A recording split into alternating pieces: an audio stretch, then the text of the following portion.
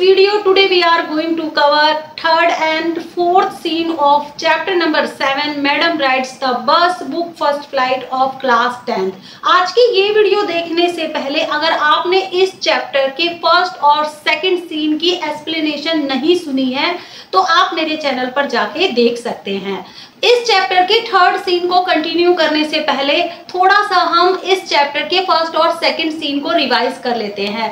First scene में क्या हुआ था? फर्स्ट सीन में एक वली अमाई नाम की एक छोटी सी लड़की है जो ओनली 8 इयर्स की है और उसका फेवरेट पास टाइम है डोरवे पे खड़े होना, फ्रंट डोरवे पे खड़े होना। जब उसकी मदर 1 to 4 मीन्स दोपहरी में 1 बजे से लेके 4 बजे तक एक शॉर्ट नैप लेती हैं तो उस टाइम पर वली अपने घर के फ्रंट डोरवे पे खड़ी हो जाती है और ये सब उसको बहुत अच्छा लगता है। गली में होने वाली हर एक्टिविटी को वो बहुत ध्यान से देखती है और फ्रंट डोरवे पे खड़े होने के कारण ही एक स्ट्रॉन्ग डिजायर उसके मन में आ गई है।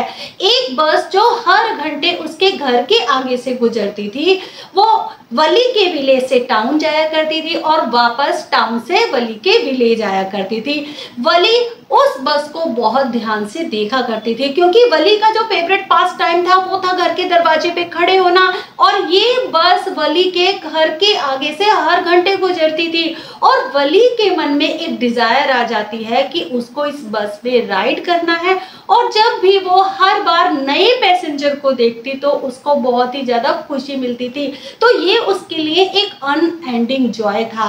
अब उसके मन में एक डिजायर आ जाती है कि उसको इस बस में राइड करना है, बस की जर्नी करनी है और ये डिजायर डे बाय डे और ज्यादा स्ट्रॉन्ग होती चली जाती है। अब वली बस की जर्नी के लिए प्लान बनाती है, कैलकुलेशन करती है कि किस टाइम उसको घर से जाना होगा, विलेज से टाउन तक बस कितने टाइम में पहुंचेगी, बस का किराया कितना है, ये सारी कैलकुलेशन वली अपने माइंड में कर लेती है। सेकंड सीन में हमने पढ़ा था कि वली आखिर घर से निकलती है और बस को रोकती है। उसके छोटे छोटे से हाथ स्टॉप द बस की कमांड देते हैं और इस बस का जो कंडक्टर है वो काफी जॉली नेचर का है। वो वली को माई फाइन मैडम कह के पुकारता है। अब वली जिस सीट पे बैठी थी उस सीट की विंडो में हाफ में नीचे की तरफ ब्लाइंड शीट लगी हुई थी तो इसीलिए वली अपनी सीट पे खड़ी हो जाती है और विंडो के ऊपर से ब्लाइंड शीट जो नीचे की तरफ लगी होती है उसके ऊपर से बाहर की तरफ देखती है। अब वली ने बहुत ही सुंदर लैंडस्केप, माउंटेन्स, रिवर और बहुत ही सुंदर सुंदर ग्रीन फील्ड्स देखे तो ये सभी वंडरफुल सीन देख के वली बहुत ही ज्यादा इंजॉय करती है। अब इस चैप्टर के थर्ड और फोर्थ सीन में हम पढ़ेंगे कि बस और कहां से जाती है और वली ने किस तरीके से पैसे अपने अरेंज किए, कितना किराया उसने अरेंज किया बस में जाने के लिए और बस कहां से होके गुजरती है और वली ने अपने आंखों के सामने एक डेथ और लाइफ की मिस्ट्री को भी ओपन होते देखा। तो वो जानेंगे हम इस चैप्टर के थर्ड और फोर्थ सीन में। Now let's continue. Her first journey, what careful, painstaking, elaborate plan she had to make for it. अब देखिए वली ने अपनी फर्स्ट जर्नी के लिए व्हाट केयरफुल, कितने ध्यान से, पेनस्टेकिंग, हार्ड वर्क से, इलैबोरेट प्लान्स, इतने डिटेल्ड प्लान बनाए, कितनी तैयारी की अपनी बस की जर्नी के लिए। She had thriftily saved whatever stray coins came her way और उसने कहां से पैसे इकट्ठे नहीं किए। यहाँ पे देखिए थ्रिफ्टिली का मीनिंग होता है स्पेंड मनी केयरफुली। उसने अपने हर कॉइन को बहुत ही केयरफुली तरीके से स्पेंड किया, खर्च किया और कहां से उसने अपने पैसे नहीं बचाए। Resisting every temptation to buy peppermints, toys, balloons and the like and finally she had saved a total of 60 paise. Resisting का मीनिंग होता है विरोध करना। वली ने अपनी हर एक टेम्पटेशन को रोका, उसने अपने आप को रोका क्या क्या चीजें खरीदने से, पेपरमिंट्स खरीदने से, टॉयज खरीदने से, बैलून्स खरीदने से और ऐसी बहुत सारी चीजें जो बच्चों को पसंद होती हैं। यहाँ पर वली ने हर एक चीज पे कंट्रोल किया, अपने मन को रोका ये सारी चीजें खरीदने से जो कि हर बच्चे को पसंद होती हैं। And finally she had saved a total of 60 पैसे, और इस तरीके से फाइनली वली ने 60 पैसे अरेंज कर लिए। देखिए वली को 60 पैसे की जरूरत थी। किस तरीके से, जब ये बस वली के विलेज से टाउन जाया करती थी तो एक साइड का किराया था 30 पैसे। अब वली को उसी बस से अपने विलेज वापस आना था, तो वली को 30 पैसे और अरेंज करने थे टाउन से वापस विलेज आने के लिए। तो आने और जाने दोनों का किराया कितना हुआ, 60 पैसे। तो इस तरीके से वली ने 60 पैसे मैनेज कर लिए, अरेंज कर लिए। How difficult it had been, और एक बच्चे के लिए ये पैसे अरेंज करना, अपनी हर टेम्पटेशन को, अपनी हर डिजायर को रोक के कितना डिफिकल्ट था। Particularly that day at the village fair, but she has resolutely stifled a strong desire to ride the merry-go-round even though she had the money। एक बच्चे के लिए ये पैसे अरेंज करना, इतने पैसे जोड़ना, अपनी हर एक इच्छा को रोक के वो बहुत ही डिफिकल्ट था, क्योंकि उस टाइम पर गांव में एक फेयर भी लगा हुआ था, मेला भी लगा हुआ था, और वली की एक स्ट्रॉन्ग डिजायर थी, एक बहुत ही बड़ी उसकी इच्छा थी कि उसको मैरी गो राउंड, एक तरीके का झूला होता है, उसमें उसको झूलना था। जबकि वली के पास पैसे भी थे, लेकिन वली ने अपनी इस इच्छा को भी रोक दिया। रेजोल्यूटली स्टाइफल्ड का मीनिंग होता है कंट्रोल्ड विद डिटर्मिनेशन। वली ने अपनी हर इच्छा पर कंट्रोल किया डिटर्मिनेशन के साथ, अपने पक्के इरादे के साथ। जबकि गांव में एक मेला लगा हुआ था, वहां पर मैरी गो राउंड नाम का एक झूला भी था, लेकिन वली ने अपनी इस इच्छा पर भी कंट्रोल कर लिया। After she had enough money saved, her next problem was how to slip out of the house without her mother's knowledge। अब वली ने इनफ मनी मीन्स जितने पैसे की उसको जरूरत थी उतने पैसे वली ने कलेक्ट कर लिए। अब नेक्स्ट प्रॉब्लम थी कि अपनी मदर के नॉलेज के बिना किस तरीके से वली अपने घर से बाहर जाए। But she managed this without too much difficulty, लेकिन वली ने इस चीज को भी बिना किसी डिफिकल्टी के मैनेज कर लिया। Every day after lunch her mother would nap from about 1 to 4 और सो। हर दिन वली की मदर लंच के बाद एक नैप लिया करती थी। 1 to 4 मीन्स दोपहरी में 1 बजे से लेके 4 बजे तक वली की मदर डेली एक नैप लिया करती थी, थोड़ी देर के लिए सोया करती थी। Valli always used these hours for her एक्सकर्शंस।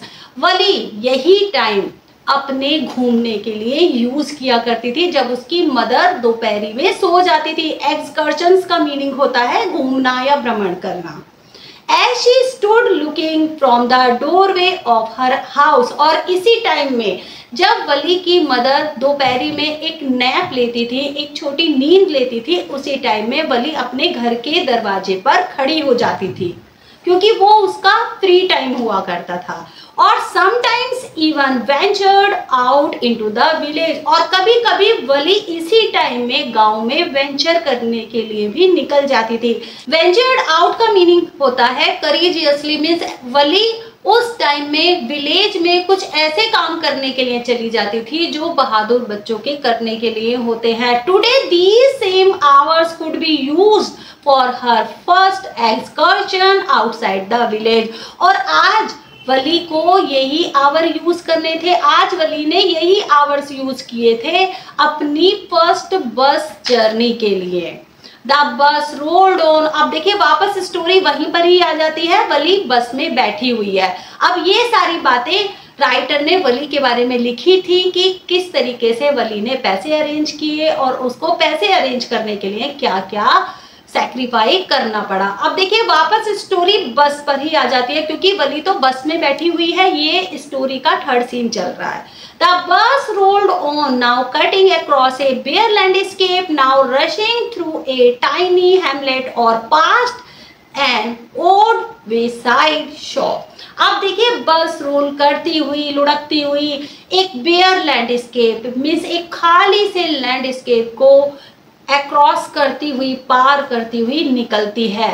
तभी रास्ते में एक टाइनी हैमलेट मीन्स एक छोटा सा विलेज पड़ता है और रास्ते में वे साइड में रास्ते में एक शॉप भी भद्दी सी ऑड सी एक शॉप भी दिखाई देती है। Sometimes the bus seemed on the point of gobbling up another vehicle that was coming towards them or a pedestrian crossing the road. अब देखिए कभी कभी वली को बस में बैठे हुए ऐसा लगता कि जब बस की तरफ कोई भी वाहन दौड़ा आ रहा है तो बस हर चीज को निगल जाएगी। गोबलिंग अप का मीनिंग होता है निगल जाना।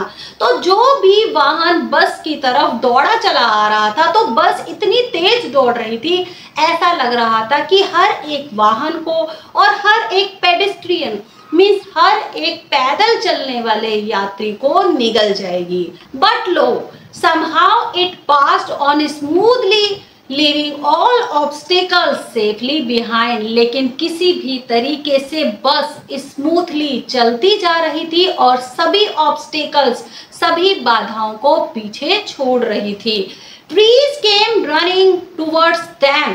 अब देखिए वली को ऐसा लग रहा था बस में बैठे हुए कि जो दूर पेड़ नजर आ रहे हैं वो बस की तरफ दौड़ रहे हैं। Then stopped as the bus reached them. और जैसे ही बस रुकती उन पेड़ों तक पहुंच जाती and simply stood there helpless for a moment. और तभी ये जो पेड़ थे ये रुक जाते और हेल्पलेस थोड़ी देर के लिए बिल्कुल हेल्पलेस दिखाई देते by the side of the road, road के साइड में खड़े हुए before rushing away in the other direction. और जब बस दोबारा से चल पड़ती तो यही पेड़ पीछे की तरफ भागते हुए नजर आ रहे थे। तो यहाँ पर देखिए इन लाइंस में कहा गया है कि वली जब बस में बैठी हुई थी तो जो दूर पेड़ थे, जो जितने भी ट्रीज दूर से नजर आ रहे थे वो सभी बस की तरफ दौड़ते हुए नजर आ रहे थे।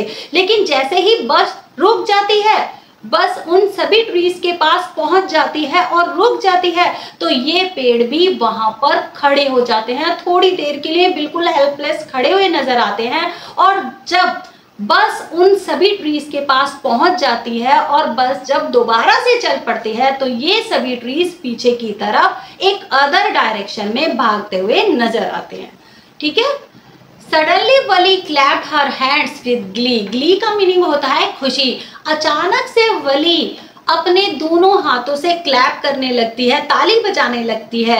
ए young cow tail high in the air was running very fast. एक यंग काउ, एक छोटी सी काउ जिसने अपनी टेल को बहुत ही ऊंचा हवा में उठाया हुआ था, बहुत ही तेज दौड़ रही थी।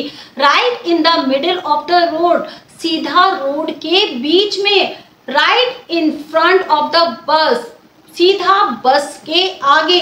The bus slow to A crawl, तभी बस क्रॉल करके रेंगते हुए थोड़ा सा धीरे होती है।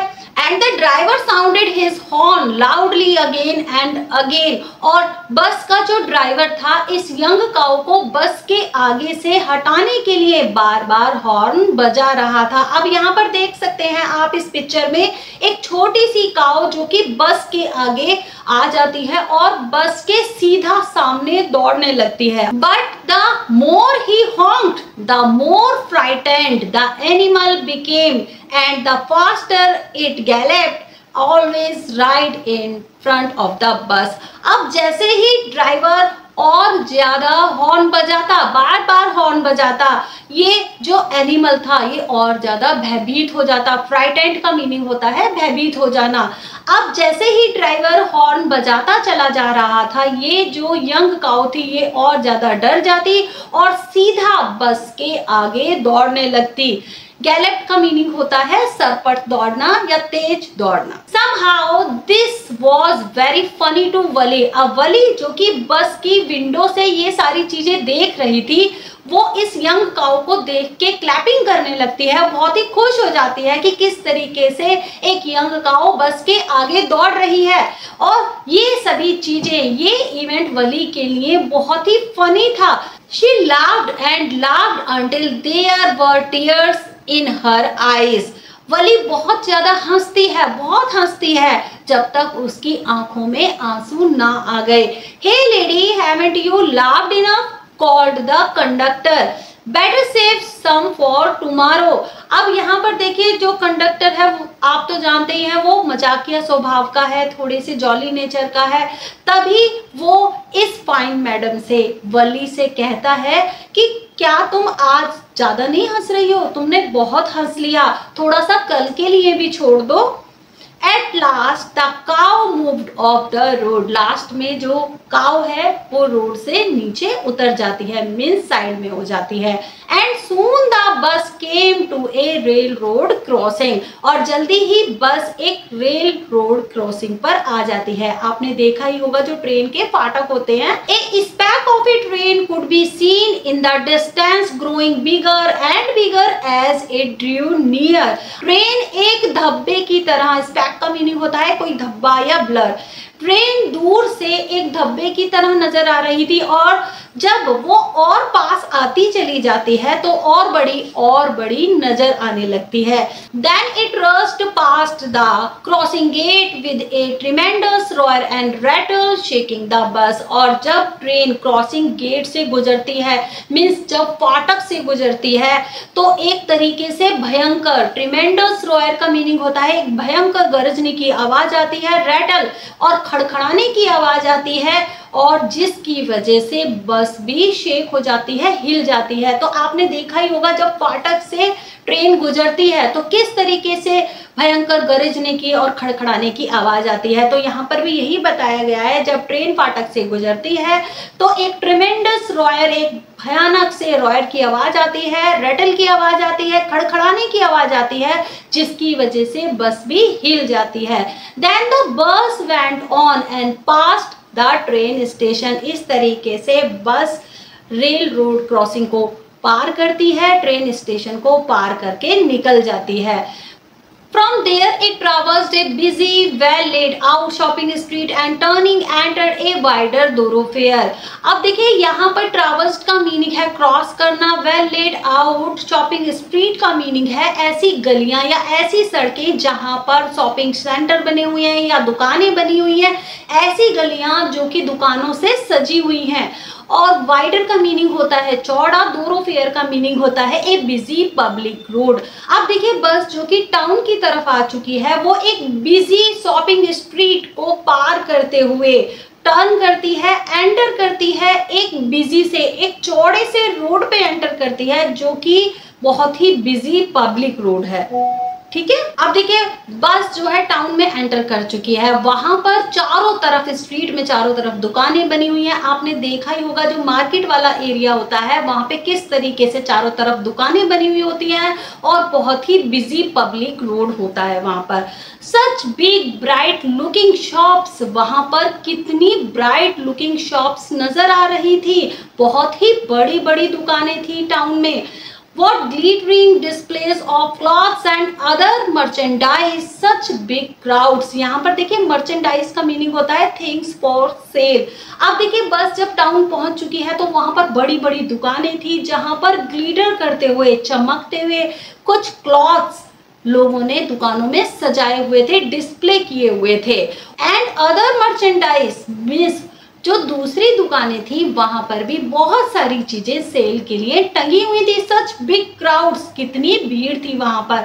अब देखिए बस जब टाउन में एंटर कर चुकी थी, एक बिजी से पब्लिक प्लेस पर एंटर कर चुकी थी, एक बिजी से पब्लिक रोड पे एंटर कर चुकी थी जहां पर चारों तरफ दुकानें बनी हुई थी और बहुत ही चमकदार दुकानें थी जहां पर ग्लिटर करते हुए कपड़े शॉप्स में टंगे हुए थे और दूसरी दुकानें भी थी जहां पर अन्य सामान सेल के लिए लगा हुआ था और बहुत ही बड़ा क्राउड था वहां पर। स्ट्रक डम with wonder, Wali gapped at everything. अब वली एकदम से आश्चर्यचकित हो जाती है और एकदम से हक्का बक्का रह के वो सभी चीजों को घूरने लगती है। Then the bus stopped and everyone got off except वली। अब देखिए बस टाउन में रुक जाती है, जिन सभी लोगों को विलेज से टाउन आना था वो सभी लोग टाउन में उतर जाते हैं बस से, वली को छोड़ के, क्योंकि वली को तो इसी बस से वापस अपने विलेज भी आना था। Hey lady said the conductor, aren't you ready to get of.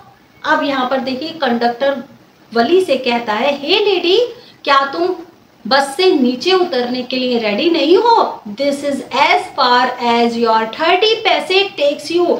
तुमने जो 30 पैसे दिए थे ना, उतने पैसों में बस इतनी ही दूर आती है। नो वली सेड, वली ने कहा नहीं, I am going back on this same बस। वली ने कहा मुझे इसी बस से वापस जाना है। शी टुक अनदर 30 पैसे from her pocket and handed the coins to the conductor.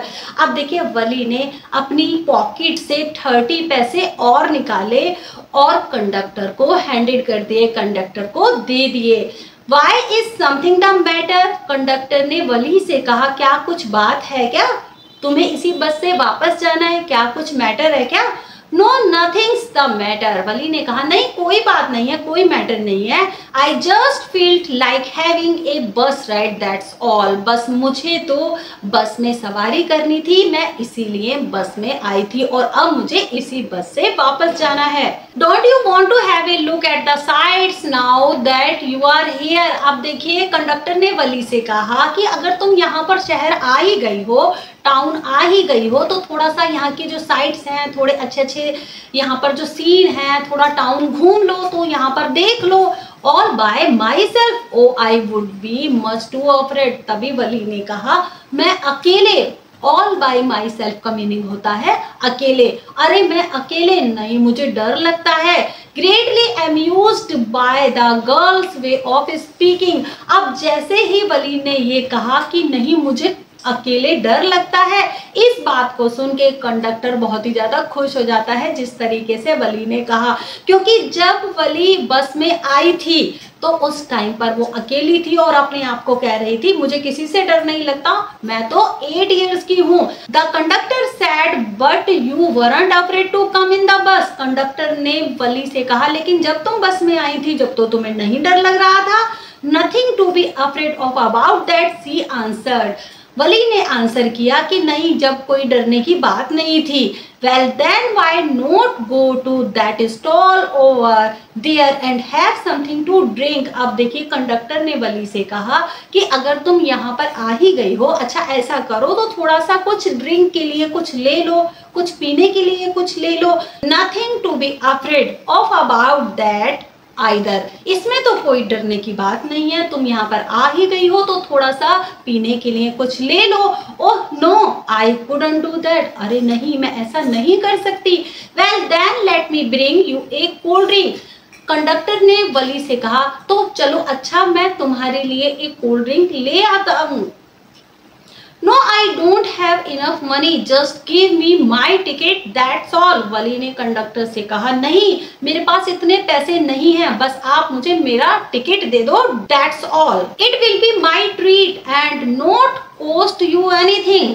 Conductor ने वली से कहा कि ये जो ड्रिंक होगी ना, ये जो कोल्ड ड्रिंक होगी ना, ये मेरी तरफ से होगी, तुम्हें इसकी कोई भी कॉस्ट नहीं देनी पड़ेगी। No no she said firmly, please no. Valli ने बड़ी स्थिरता से, बड़े कड़े स्वभाव में कंडक्टर से कहा अरे नहीं नहीं please no. The conductor shrugged, तभी कंडक्टर ने अपने शोल्डर्स को श्रग किया, थोड़ा सा उनको उचकाया, क्योंकि वली तो कुछ भी लेना ही नहीं चाहती थी। एंड दे वेटेड अंटिल, और दोनों ने वेट किया। It was time for the bus to begin the return journey, और अब रिटर्न जर्नी का टाइम आ चुका था। अब दोनों वेट करने लगे कि बस अब टाउन से वापस विलेज लौटेगी। Again there were not many passengers, अब दोबारा से बस में ज्यादा पैसेंजर्स नहीं थे। अब आ जाते हैं हम 4th सीन पे। Want your mother B looking for you, क्या तुम्हारी माँ तुम्हारा इंतजार नहीं कर रही होगी, तुम्हारी राह नहीं देख रही होगी। The conductor asked when he gave the girl her ticket, conductor ने वली से पूछा टिकट देते हुए कि क्या तुम्हारी माँ तुम्हारा इंतजार नहीं कर रही होगी। No no one will be looking for me, she said, Valli ने कहा कि नहीं कोई भी मेरा इंतजार नहीं कर रहा होगा।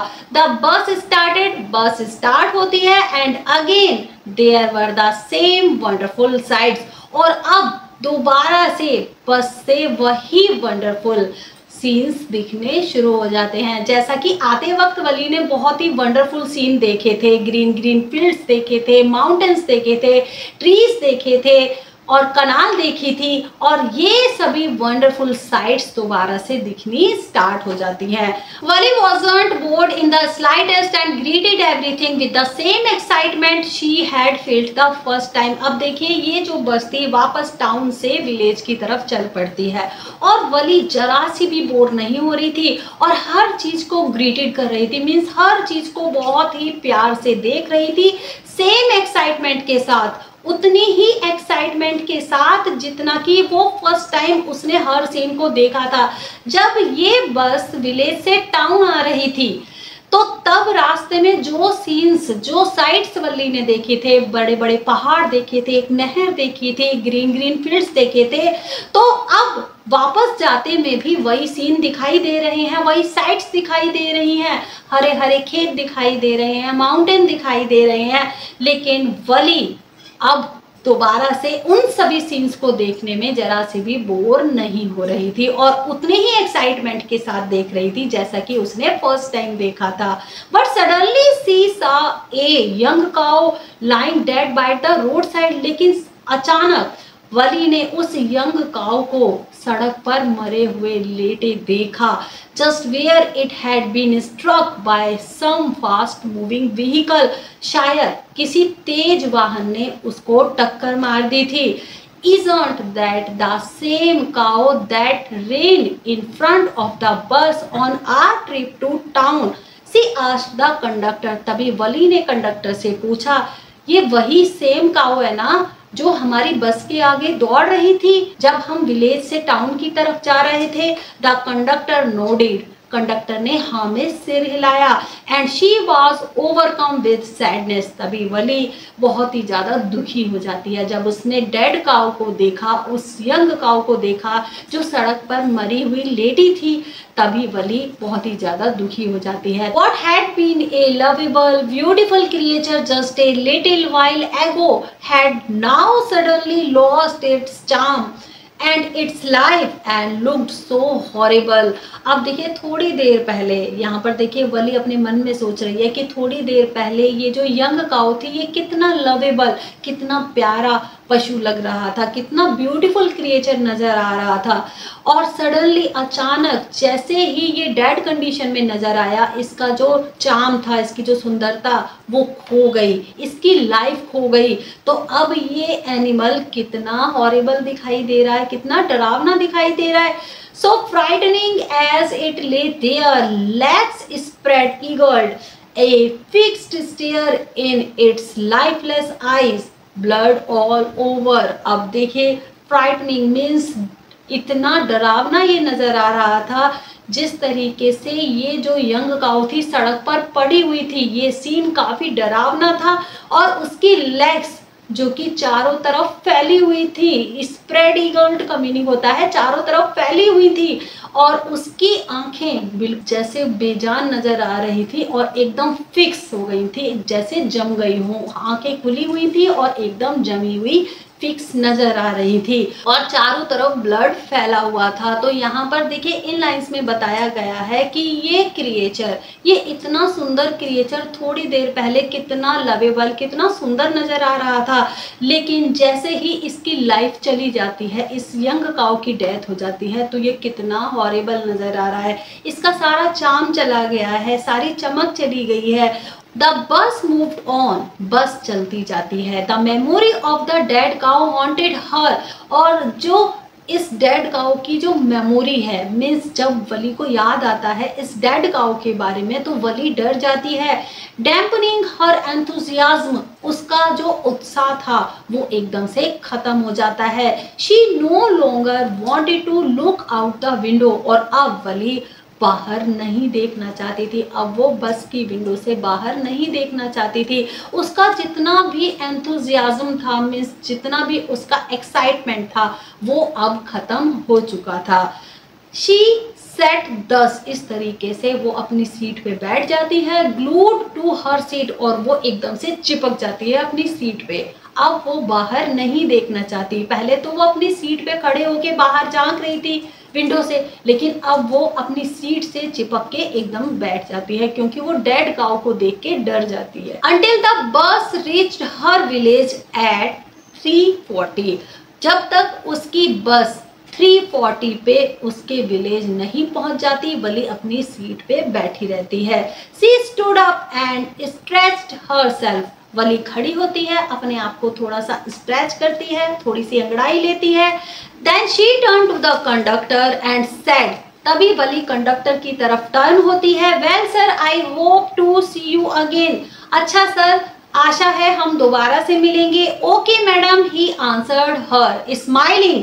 Whenever you feel like a bus ride, come and join us and don't forget to bring your fare. तभी कंडक्टर ने वली से कहा, ओके मैडम, स्माइल करता है कंडक्टर, जब भी तुम्हें बस राइड करने का मन हो तो तुम हमें ज्वाइन करना और अपना किराया लाना मत भूलना। तभी कंडक्टर भी स्माइल करके वली को आंसर करता है कि जब भी तुम्हें बस की राइडिंग करनी हो, जब भी तुम्हें बस में जर्नी करनी हो, तुम यहाँ पर आना, हमें ज्वाइन करना और बस का किराया लाना मत भूलना। She laughed and jumped down from the bus. Valli हंसती है और बस से नीचे छलांग लगा देती है, जंप कर देती है। Then away she went running straight for home, और सीधा वली अपने घर की तरफ भागती है। When she entered her house, she found her mother awake and talking to one of वली's aunt. और जैसे ही वली अपने घर में एंटर करती है, उसने देखा कि उसकी मदर जगी हुई थी, वो जाग गई थी अपनी नींद से, और वली की एक आंटी थी, उससे बातें कर रही थी। The one from south street, ये जो वली की आंट थी ये साउथ स्ट्रीट से बिलोंग करती थी, मीन साउथ स्ट्रीट से आई थी। This aunt was a real chatterbox, और ये जो वली की आंट थी ये बहुत ही बड़ी चैटर बॉक्स थी, बहुत ही बातूनी थी। Never closing her mouth one she started talking, और कभी भी ये अपने माउथ को क्लोज नहीं करती थी अगर ये बात करना शुरू कर दे तो। And where you have been said her aunt when Valli came in, और जैसे ही वली अंदर आती है तब उसकी आंट ने कहा कि तुम कहाँ गई थी। She spoke very casually, not expecting a reply. वली की आंट ने बहुत ही कैजुअल तरीके से, बहुत ही जर्नल से तरीके से पूछा और उन्हें रिप्लाई की एक्सपेक्टेशन नहीं थी।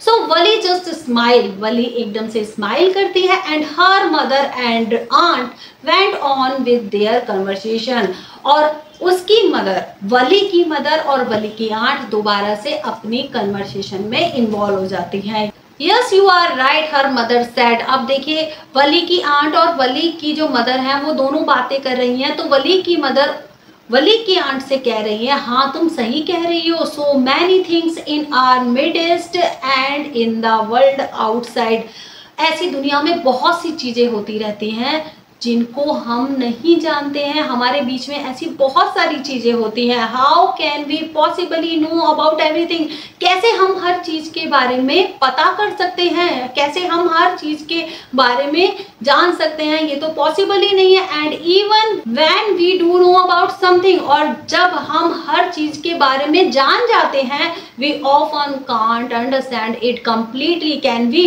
तब तक हम कई बार उन चीज़ों को नहीं समझ पाते। क्या हम समझ पाते हैं? उन सभी चीज़ों को हम पूरी तरीके से नहीं समझ पाते। तो यहाँ पर देखिए वली और वली की आंट दोनों आपस में बातें कर रही हैं। ओ यस ब्रीथ वली, वली ने गहरी सी सांस लेते हुए बोला हाँ। अब देखिए वली की आंट और मदर आपस में कन्वर्सेशन कर रही हैं कि देखिए कितनी सारी चीज़ें होती हैं दुनिया में, हम हर एक चीज़ के बारे में नहीं जान पाते, और जब हम उनको जान लेते हैं तो हम उनको पूरी तरीके से समझ नहीं पाते। तो उनके बीच में वली आके बोलती है, अरे हाँ, What asked her mother? What's that you say? तभी वली की मदर उससे कहती है, तुमने क्या कहा अभी? ओह said वली, वली ने कहा ओह, I was just agreeing with what you said about things happening without our knowledge. मैं तो बस आपकी बातों में एग्री कर रही थी कि आप जो कह रही थी ना कि कितनी सारी चीजें होती हैं हमारी नॉलेज के बिना। Just a chit of a girl, she said her aunt.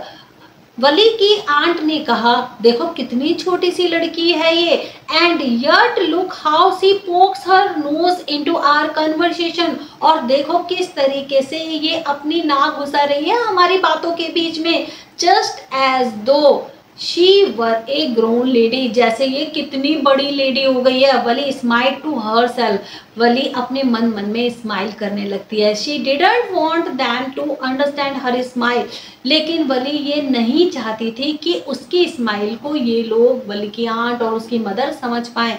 तो वली क्यों हंस रही थी अपने मन मन में? क्योंकि कंडक्टर ने भी उसको एक ग्रोन लेडी कह के पुकारा था कि ये तो बहुत बड़ी मैडम हो गई है। तो इसी तरीके से वली की आंट ने उससे कहा था कि ये तो एक ग्रोन लेडी हो गई है, ये तो बहुत बड़ी लेडी हो गई है, बहुत बड़ी औरत हो गई है, इसीलिए ये हमारी बातों के बीच में अपनी नाक घुसा रही है। But then there wasn't much chance of that was there, लेकिन वली अपनी स्माइल का कोई भी क्लू अपनी मदर को और अपनी आंट को नहीं देना चाहती थी। कोई भी ऐसी चीज वो नहीं करना चाहती थी जिससे उन लोगों को पता चल जाए कि वली आज बस की जर्नी पे गई थी। तो यहाँ पर इस चैप्टर की एक्सप्लेनेशन खत्म होती है। आई होप आपने इस चैप्टर को काफी एंजॉय किया होगा। तो मिलते हैं नेक्स्ट वीडियो में नए टॉपिक के साथ। Take care and good bye.